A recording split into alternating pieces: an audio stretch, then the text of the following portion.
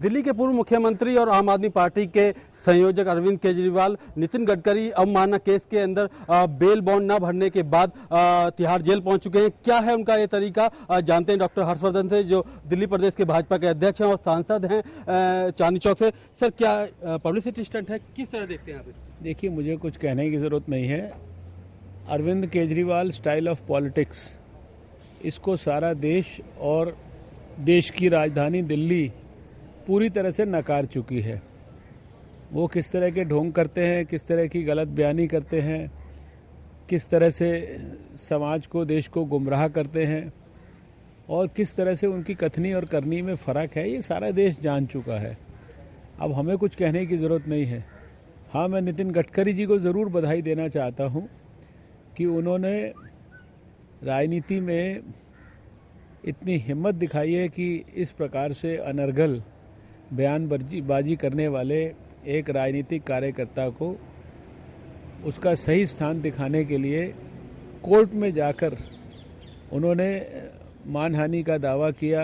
और कोर्ट को भी मैं बधाई देना चाहता हूं कि कोर्ट ने उस बात का गंभीरता से, ईमानदारी से संज्ञान लिया।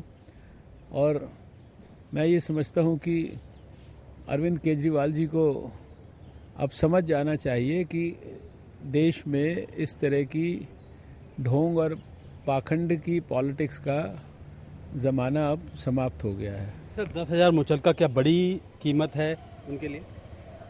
वो 10,000 और 20,000 का विषय नहीं है।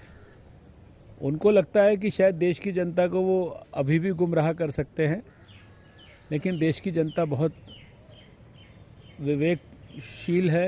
दिल्ली की जनता से आज उन्होंने माफ़ी मांगी है प्रेस के सामने कि जिस तरह से वो 49 दिनों के अंदर छोड़ के चले गए सरकार। दिल्ली की जनता से नहीं, उनको सारे देश की जनता से माफ़ी मांगनी पड़ेगी, क्योंकि उन्होंने खाली दिल्ली को नहीं, सारे देश को उन्होंने गुमराह किया है।